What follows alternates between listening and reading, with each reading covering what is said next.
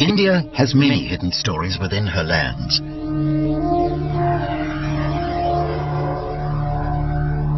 Scattered across the Indian countryside are the signs of a people whose origins are rooted deep in ancient times.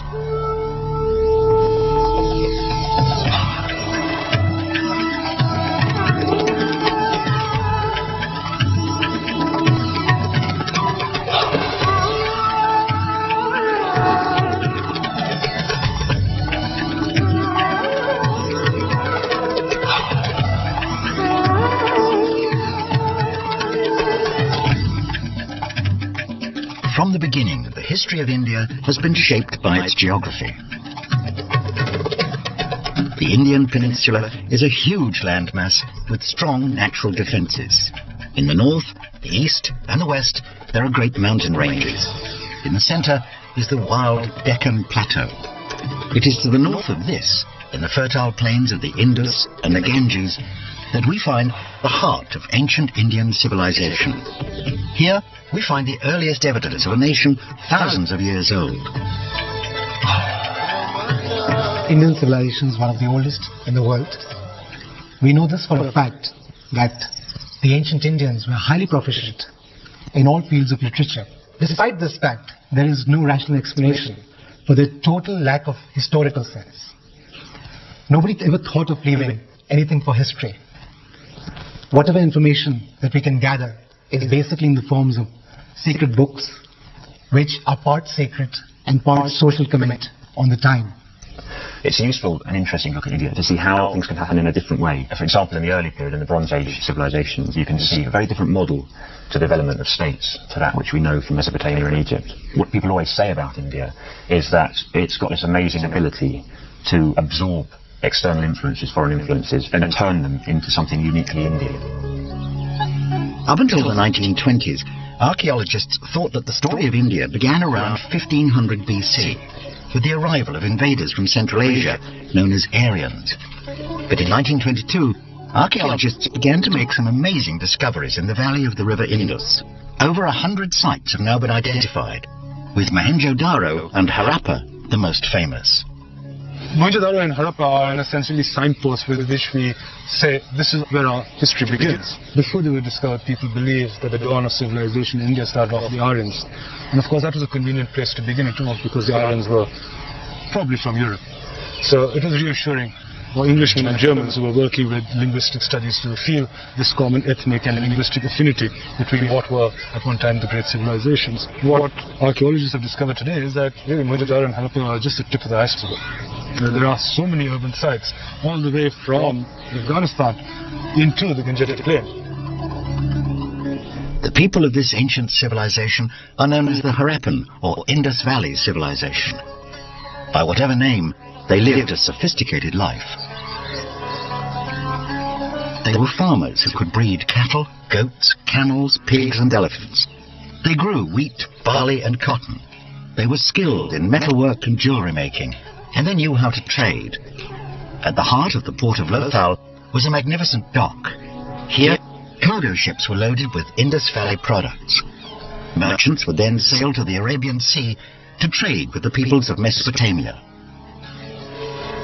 Profits must have been substantial to support 100 cities. And it is the urban nature of Indus Valley life that is the most intriguing feature of these mysterious people. All the way up the Indus and for hundreds of miles along the coast, excavations have revealed cities all built to a similar pattern, with the capital city of Harappa the most magnificent so far discovered. To the west of Harappa was the citadel, an elevated area which contained the granaries and public baths. Below this, the streets were laid out in a grid arrangement, running roughly north-south and east-west. Shops and domestic homes lined these roads, and they were all built from brick. But it is the efficient system of drains and sewers that reveals just how sophisticated Indus life was. In Harappa, like in other parts of the world, water does take on ritual importance, and this is not peculiar to Harappa. But what is quite interesting and radical is the very sophisticated level of waterworks, right from cisterns, from individual houses, that then go along narrower channels, brick-lined channels along side lanes, which then go onto middle-sized channels on the secondary level streets, and then to main underground channels, which then went right along under the main streets, and then spewed all the sewage and sludge outside the city wall onto the wider landscape or river structure, estuary, or whatever. Until the Roman Empire, nothing along the lines of the drainage system, Harappa and Mohenjo-daro, for example, is known. The weights and measures which are used in trading, probably imagined in trading and commerce, are standardized, and they're held to a very fine degree of accuracy as well. There's an enormous geographical coverage, 680,000 square kilometers, which is much bigger than Mesopotamia, all Egypt put together. The Indus Valley was a unique civilization, quite distinct from Mesopotamia and Egypt. The language spoken by these people has not been deciphered, so there is not much that we can know about their social life. The best information that we can gather is by way of terracotta seals. We get to learn about their form of worship. There were several gods and goddesses that they worshipped, and highest on the pantheon of gods was a female goddess known as the mother goddess. They also believed in the importance of trees, and so the trees were very sacred symbols for them. They felt that the trees were inhabited by divine beings. Around 2000 BC, the Indus Valley civilization started to decline. The second millennium BC saw the arrival of a new people in the Indus Valley, invaders from the north, who would spread across the fertile lands of the Indian plains, the Aryans.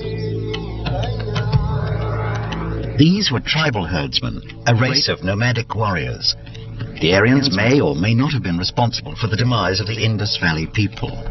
Details of their early life remain obscure. There are no monuments or artifacts to give us a taste of their culture.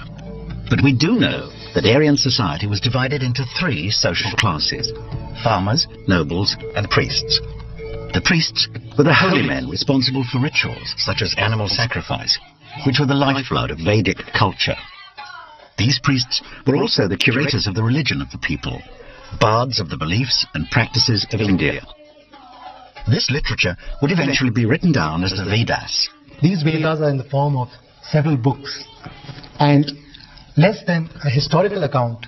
They are basically more sacred in writing, and they have a lot of social idea about those times.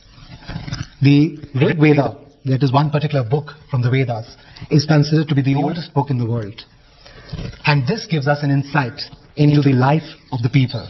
There's no doubt that modern Hindus trace their origins, the origins of their religion, back to the Rig Veda, or the Vedas of about 1300 BC. In the Vedic period, we see a religion which we could describe as a sort of mystical naturalism, if you like, a mythical worldview, in which a number of gods, principally Indra, but a number of other gods, seem to represent forces of nature to some degree. They're quite similar, in fact, to the early Greek pantheon, and the religious rites seem to revolve around sacrifice, largely. Sacrifice of horses and other animals. And using soma, this mysterious plant, which might have been some sort of drug. Most of the religious ceremonies were conducted by women. For any important decision, women had to be consulted. This is possibly the period when the cow was considered a sacred symbol, because milk and its byproducts were the most important diets in their daily life. And around the time of about 500 BC and thereabouts, the Upanishads were written. And at this time we see a revival of civilization and urbanism in the Ganges Valley, and an increasingly sophisticated society. And it's clear from the Upanishads that there's an increasing concern with individual salvation, with more mythical and mystical problems, and with the difference between right and wrong. So entering into something that we might regard as closer to what we would call religion today, something with moral aspects. One of the central messages of Hinduism is that life revolves in an endless cycle. According to the principle of samsara, death is followed by rebirth. But the nature of this rebirth is determined by the deeds of the individual. The path a person chooses in life directly affects the form in which they are reincarnated. A person who lives dutifully, in accordance with the principle of karma, can look forward to reincarnation in a human form. If, however, someone contradicts the principle, they can expect a far more lowly reincarnation. By around 500 BC, the basic principles of Hinduism were firmly established. These included the formal division of society into classes or castes. The lowest of these were the Sudra, the labourers. Then came the Vaishya, the peasants and merchants. Further up the caste ladder were the Kshatriya, the rulers and warriors. At the top of the social pyramid were the Brahmins, the teachers and priests. By the middle of the first millennium BC, this highest of castes also included ruling kings, known as Rajas. The Brahmins had taken over the religious ceremonies which were being held in every household, which previously were conducted by women. They were making it more and more rigid to suit their means. And because of this rigidity, people were buckling under pressure, especially the lower castes, because they were looked down upon by the Brahmins. And this is the time when untouchables came into form. New schools of thought started emerging.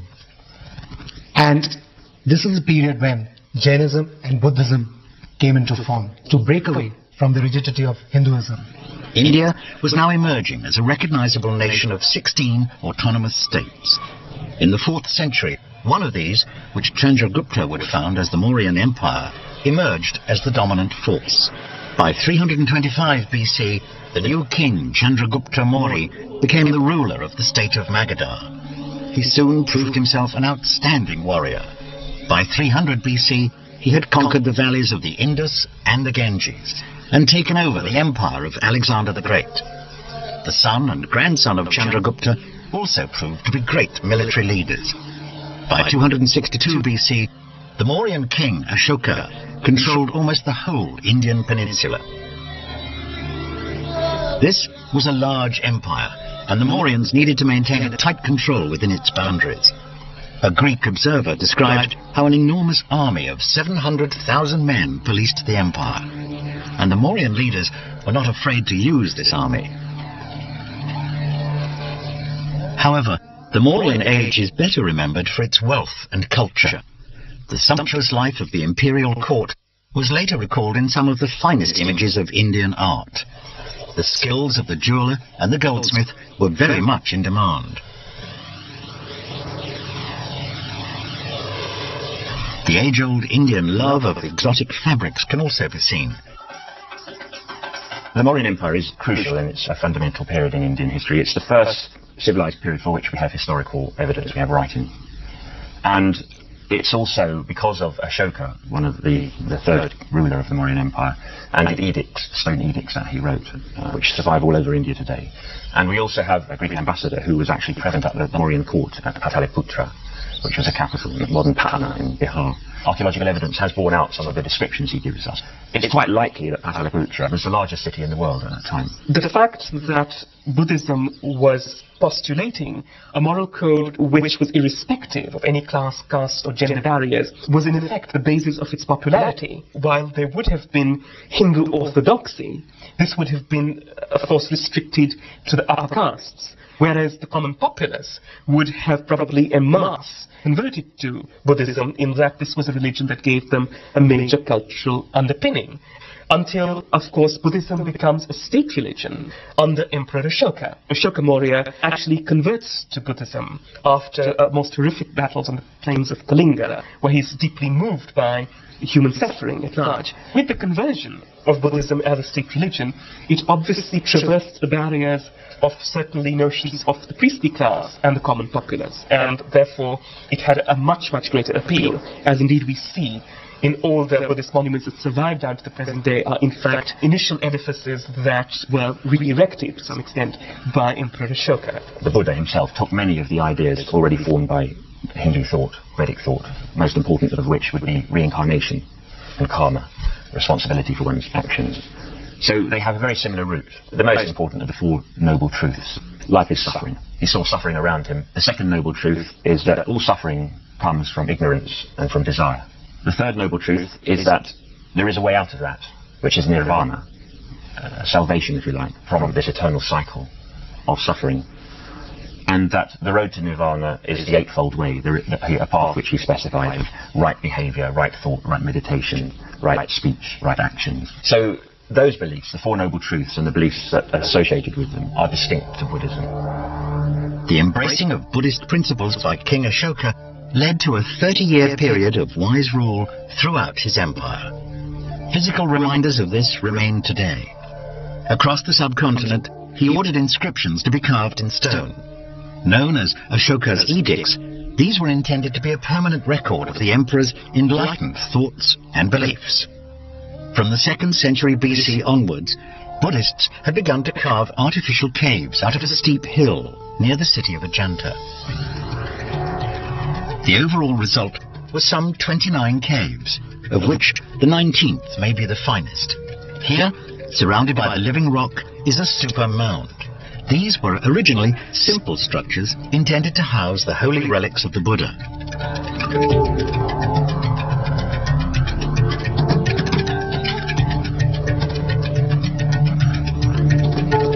Inside, a huge figure of the Buddha, dramatically illuminated by the natural light entering through the gabled cave opening.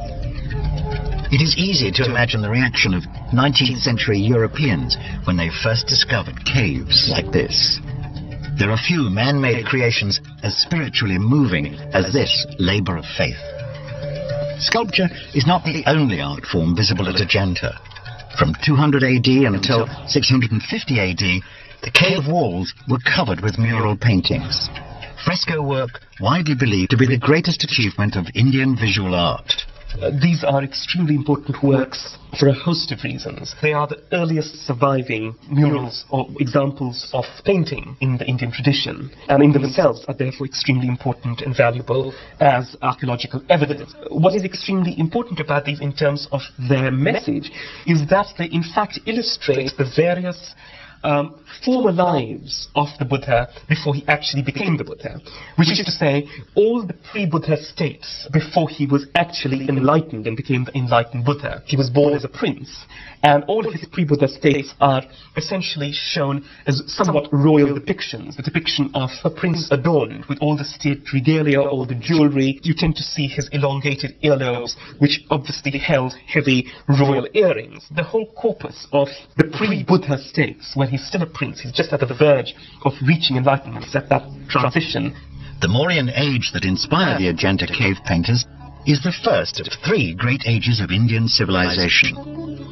The dynasty did not survive the death of Ashoka in 232 BC for long. In the following centuries, a succession of invasions from the north led to long periods of political disunity. It was not until the 4th century AD that a powerful new dynasty emerged. These were the Guptas, a succession of monarchs who also hailed from the state of Magadha, and whose first great leader was also called Chandragupta. Under Chandragupta I and his successors, India again became a vast, unified land. For 150 years, the Guptas presided over a time of peace and prosperity. But the most lasting legacy of the Gupta dynasty was the development of a new system of decimal numbers. The Gupta age was also an important time for Indian religion. The period between the Mauryan and Gupta dynasties had seen a steady decline in the practice of Hinduism. During this period of disunity, it was Buddhism that proved most dynamic. But under the Guptas, Hinduism recovered and absorbed many features of the rival faith. In the end, Buddhism would become little more than a fringe religion in India. To this day, it is the complex Hindu beliefs that dominate the spiritual life of the Indian people. In the resurgence of Hinduism in, say, the 4th century, 5th century AD, we can see a counter-reformation by the Brahmins, an attempt to win back believers and to win back social control. And we can see elements of Buddhism coming into Hinduism. It has been argued that the very form of the Hindu temple is borrowed from Buddhism. But there are also important differences. Buddhism itself had been moving towards a more populist stance during the later years, looking to be attractive to perhaps simple village people who were interested in personal devotions and having deities to worship. It's almost like the 2 religions are competing for the same electorate. They're competing for the same vote. They're both trying to offer gods or idols that people can recognize and understand and worship. Ancient India is a very complex period. You have the coexistence of Hinduism, you have the coexistence of Buddhism, you have the coexistence probably of a lot of nature-centered cults. Vishnu that becomes extremely important. Is a much more subservient kind of god, a deity in the earlier Vedic corpus, wherein by the later Vedic period he tends to become much more important. He in fact takes on the role of the sustainer in later Hinduism. Brahma tends to become much more important. And Rudra, who is later known as Shiva, who is the destroyer. So this essential kind of triangle of creator, sustainer, destroyer tends to emerge as the primary Hindu corpus, set of pantheons that are then developed upon in later centuries and in fact survive down to the present day. The Gupta dynasty ultimately crumbled at the end of the 5th century. Again, invaders from the north were involved. These were the so-called White Huns, a race whose domination of India would be brief, but whose legacy lived on for centuries. By the end of the 6th century, many of the invaders' descendants had become fully assimilated into Indian society. These were the Rajputs, warrior families who established petty states in north and central India. The Rajputs became committed to the Indian way of life, and the temples that they built remain the greatest of all Hindu monuments. Here at Khajuraho, in the Madhya Pradesh region, the temples were constructed by a 10th century Rajput leader, a prince of the Chadela family. This is a huge complex of religious buildings dedicated to the Hindu god Vishnu. The mountainous Lakshmana temple is the most dominant feature of the construction, and its design inspired by a sacred Himalayan peak. But it is the carved sculptures on the temple exterior that make Khajuraho special. The carvings are highly erotic and leave nothing to the imagination. But these explicit images of physical love are thought to have been inspired by a deep sense of spiritual belief. There are many theories about this, and not that there's been any one which has been completely explained. It is to do clearly with the notion of auspicious, the notion of procreation, the notion of longevity. And in the case of the Lakshmana temple, the great edifice that actually celebrates a new kingship, declares the independence of the new regime. At the second level, there have been interpretations that these are essentially interpretations from the Upanishadic textual corpus, which talks about the unity of man with the ultimate, the fusion of the human soul with the infinite notion of godhood. And again, this notion of fusion is depicted in very explicit erotic terms. Alongside this, there is a whole textual corpus of Orissa, of the region, that talks about, in fact, the 16 auspicious forms of the woman and her role in any kind of religious endeavor. The Khajuraho temples, in fact, seem to illustrate these faithfully. The woman looking in the mirror, the woman plucking flowers. The third possible influence would have been from cults that were in the non-conservative followings of the Hindu traditions, that is the Tantrics. A lot of such imagery is in fact attributed to them. There is in fact a somewhat later text, actually, that enacts a life eulogy of two royal couples, the conservative over the non-conservative, the Brahmanical over the Tantric, and the Orthodox over the unorthodox. The interplay between these two seems to be a kind of a cultural backdrop for a lot of these temples, and clearly in that some of that ideology was incorporated within the overall iconographical agenda of the temple is not unnatural. Magnificent temples like this dominated 10th century India, both physically and spiritually. By this time, Buddhism had all but left the country to become established further east, in China, Korea, and especially in Japan. But now, a new threat to the Hindu faith was looming in the West. A young religion which already dominated territory from Spain to the Indian border. This was a very different kind of belief system to Hinduism. It was faith with one god that began to push towards India as early as the 8th century AD, Islam. The Hindu civilization at this period had isolated themselves from the rest of the world. And the reason for this was that they felt that they were the most superior race. Their king, their country, and their knowledge was the best. So they discouraged any sea travel.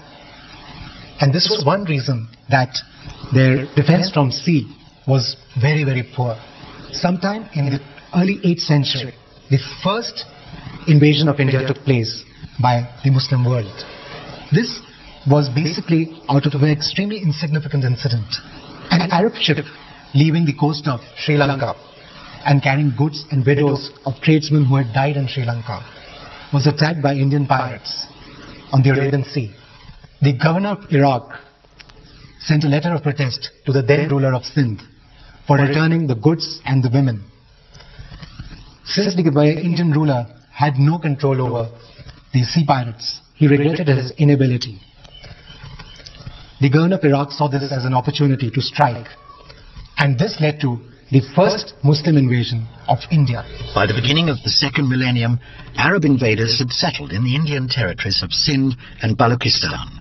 In the early 11th century, a Muslim warrior launched a series of terrifying raids in the lands of the Punjab. This was Mahmud al-Ghazni, the most unpopular figure in Indian history. His fearsome incursions impoverished his Punjabi opponents, and soon another Indian territory had fallen to the forces of Islam. The incursions of Mahmud of Ghazni were essentially centered around the amassment of booty to embellish his own capital in contemporary Uzbekistan, i.e. Samarkand. That was his sole objective and sole agenda. And for this purpose, planned his raids into the northwest and then to Delhi with great care. And in that sense, he did not prove to be a threat to the indigenous state of Islam or the pre-existing kind of Sultanate state.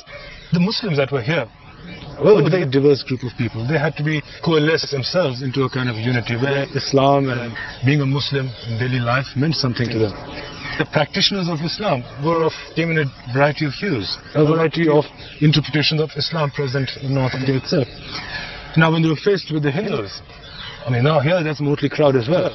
You have Hindus that might be Brahmins, but on the other hand you have Hindus living just 200 meters away, up in the forests. They may be regarded as Hindus today, but they were way beyond the pale of civilization for the Hindu Brahmins. They were what you would call today untouchables, but more likely aborigines, tribals.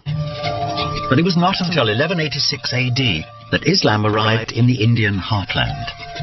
Under the leadership of Muhammad of Ghur, Muslims from Turkey and Afghanistan swept across the country, slaughtering the forces of the Rajputs in bloody battles. By 1206, Muhammad had reached the Bay of Bengal, but in the same year he died. His successor, Qutb-ud-Din, inherited a substantial empire, which he decided to rule from a long-established Indian city. Qutb-ud-Din now became the Sultan of Delhi. In many ways, the city of Delhi typifies the Indian story as a whole. It is a heady mix of the ancient and the modern. One of the city's finest monuments proves that the Muslims wasted little time before making an architectural impact. This is the Qutb Dinar, a tapering tower that is just one feature of a huge complex of mosques and other religious buildings. But it is this 260-foot high monument that is the first sultan's most enduring achievement. Now a World Heritage Site, this building is an early example of a fusion of Islamic and Indian architecture. If you look at it today, there could be no stronger iconoclastic statement. This was a mosque made out of 27 ruined temples. The people who constructed this mosque were all Hindu craftsmen. The presence of a Muslim architect or a Muslim master, perhaps telling the Hindu craftsman, saying, this is what I would like as a statement of my belief. And the Hindu craftsman saying, well, if you would like this as a statement of your belief, this is the manner my hand can craft it for you. You don't find any element of what art and architectural stories will call the Saracenic arch, the true arch, is absent there. Instead, what you have is a corbelled arch, an interweaving of stone placed parallel to the ground.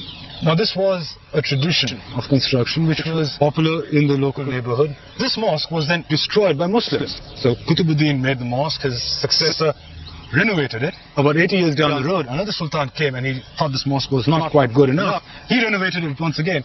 Each time the mosque was renovated, the old constructor was forgotten. And each sultan was again making the statement that this is in fact my mosque. Just like the Muslims who first came in said that the temples are not the places of worship, but my mosque is the place of worship. Succeeding Muslim sultans came and said, the old mosque is not good enough, mine is much better. Other sultans followed the first sultan's example, building more monuments and creating new capitals, each one trying to make his mark. Early in the 14th century, the Sultan Ghiyas-ud-Din Tughluq decided to move his capital from Delhi to a new location named after himself. This was Tughlaq-Abad, a site half a mile square, enclosed by walls up to 90 feet high.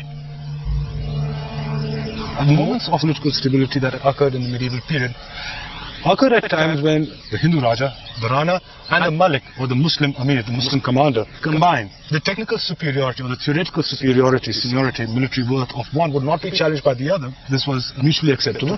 And at the same time, that there would be commercial interchange between the two political realms. The two political realms would be autonomous up to as far as possible. They would cooperate in military ventures. They would not harbor enemies. There's a certain discourse that is created around this time period, a discourse of conquest, not just over the Hindus, but a discourse of conquest where the court, the court of the Sultan, hegemonizes the disparate groups of people who go by the name of being Islam, or being Muslim. Once the discourse gets recreated that they are one community under the umbrella and the protection of the Delhi Sultan, then you have for the first time the consolidation of an image of what it means to be a Muslim. By this time, the assimilation of Indian and Hindu and Islamic motifs is already a tradition that is well established and is occurring at various scales. You see this at the level of the city, wherein you have a host of new cities, and certainly Tughlaqabad is an early Sultanate edifice at that level. So there's a whole urban tradition there, the nature of kind of laying out a mosque, a great Maidan-e-Shah, a whole host of objects or edifices that dot the Islamic edifice, which indeed gives place to earlier pre-existing Hindu ones. So you have a great urban tradition. Despite the strength of the structure, the new city was soon abandoned. The city had been built in response to a threat which had now become a reality. The threat came from an Asian warrior nation who had already conquered a huge area of the planet and who now sought to expand into the Indian heartland, the Mongols. At the end of the 14th century, the Mongols arrived in India with a vengeance. Under the leadership of Tamerlane the Great, Mongol forces rode from the Punjab and sacked the city of Delhi. 100,000 may have been massacred during the enterprise. Delhi itself was looted of its treasure, its craftsmen and skilled workers carried off into slavery. But this booty was all Tamerlane was interested in. In 1399, he withdrew from India, leaving the first of a series of weak sultans in charge. Ultimately, it was one of Tamerlane's descendants who would make a far greater impact on the story of India. In the year 1526, he arrived with a new invasion force from the north. Though Turkish, this military leader claimed a direct bloodline from the Mongol leaders Tamerlane and Genghis Khan. His name was Babur. His Mongol bloodline gave rise to the name of the dynasty that he founded, the third of the great ruling dynasties of India, the Mughals. The Mughals were Muslims, but the early Mughals were not at all fanatical about this. They just happened to be Muslims, and they didn't really try to impose their religion on the population. In fact, they tried to integrate as much as possible.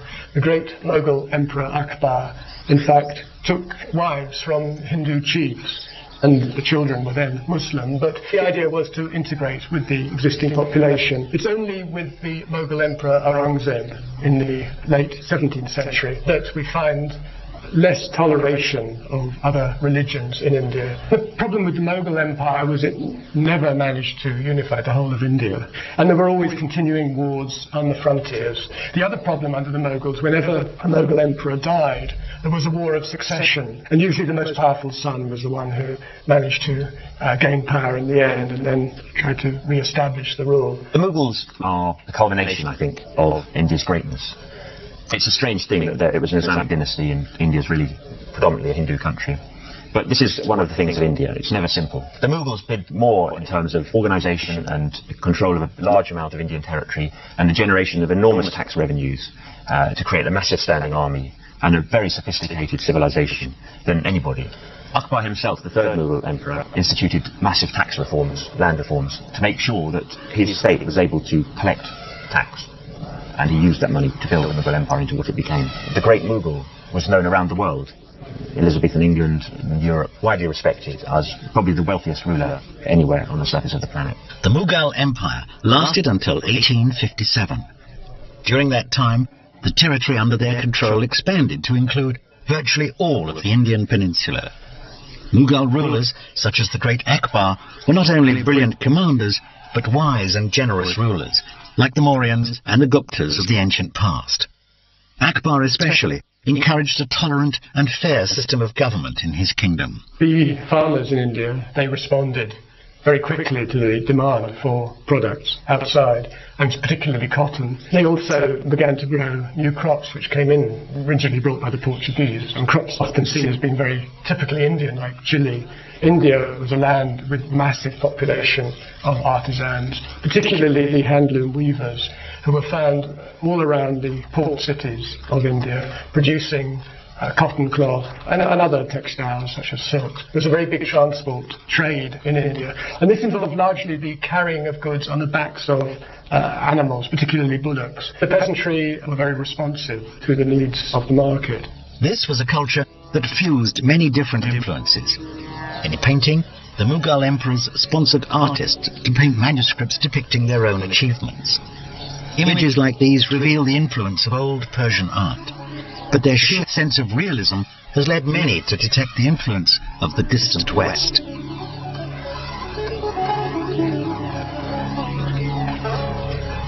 These vibrant paintings not only glorified the deeds of the Mughals, but also illustrated the Hindu epic literature which flourished under their rule. The 18th century sees the emergence of strong regional powers. There are particularly groups in southern, western and eastern India who emerge in the 18th century. In western India, we find the Marathas coming up, and this is a group who rebelled against Aurangzeb in the late 17th century, but established a very powerful state based on the city of Pune in western India. And they expanded over quite a large part of India in the course of the 18th century, and they could have in fact replaced the Mughals as the chief ruling group in India. The British really start to establish their rule in a serious way in the mid-18th century. Initially, the British were confined to just a few port cities. However, in the course of the 18th century, they managed to gradually expand their power. Firstly in southern India, around Madras. Then, very crucially, in the 1750s, they gain control over Bengal. Then we see a gradual expansion during the course of the 18th century. The British allied with certain rulers against others. And after they had managed to defeat the main enemy, they often made an alliance or treaty with that ruler. It is a long process, stretching over almost 100 years. The Mughal Empire also saw a cultural fusion in the realm of music. The so-called Mughal style dates from the reign of the Emperor Aurangzeb. It is said that the emperor did not appreciate music, and so his own musicians decided to leave his employment. Their Muslim style now fused with the established Hindu folk music practiced away from the court. The hybrid style of music that resulted is still practiced and appreciated today. Contemporary northern Indian music is a continuing reminder of the fusion of Indian and Islamic traditions that took place under the Mughals. This fertile mixture of old and new also resulted in amazing achievements of architecture, and nowhere more so than at the city of Agra. Here, the Mughal Emperor Shah Jahan commissioned the building of a fabulous tomb in memory of his wife who died at the age of just 39. Her name was Mumtaz Mahal, and the monument that her husband constructed was one of the most amazing buildings ever seen on Earth. It remains so today, a brilliant combination of the Hindu and Islamic traditions of India, the Taj Mahal. This is the most compelling monument to the power of romantic love. It is said that Shah Jahan and his beloved wife were never parted during their 18 years of marriage. When Mumtaz died, her husband was consumed with grief. But he soon resolved that his wife's body would rest in a fabulous tomb. 22 years later, in 1648, the Taj Mahal was completed. The labor of 20,000 men had been required. The Taj Mahal epitomizes and is probably the living embodiment of Mughal achievement in India. The whole conception of the mausolea is quite loaded, and it evolves very interestingly in South Asia. In that this is a monument of love. It's marvelously articulated in terms of it has all the tenets of the Islamic paradisiacal garden, at the head of which you have this great edifice. So again, as you progress into the monument, from its outer enclosures, which are in red sandstone, the great gateway, and the two mosques that are on either side of it, on east and west of it, and then of course the main rather pearl-like setting of the monument itself, which again sits adorned on magnificent plinth, the great dominical chamber, and the four corner minarets, which under normal circumstances would have been bastions adhering to the built form, but in this case have been given their own autonomy and done so very interestingly architecturally. Sadly for Shah Jahan, there was a price to pay for this timeless expression of love. It is said that the Taj Mahal cost 32 million rupees to build. It is also said that such a price was too much even for a Mughal king. According to legend, Shah Jahan's lavish spending led to his overthrow by his son Aurangzeb. The new ruler then imprisoned his father in Agra's Red Fort, a mile to the west of the Taj. For the last 8 years of his life, Shah Jahan remained confined. His only consolation was that his cell window looked out onto the monument that remains the greatest reminder of his rule and his love. Everybody reacts to that building because of the supreme elegance, the fantastic colour, the atmosphere about it, and the balance of its proportions.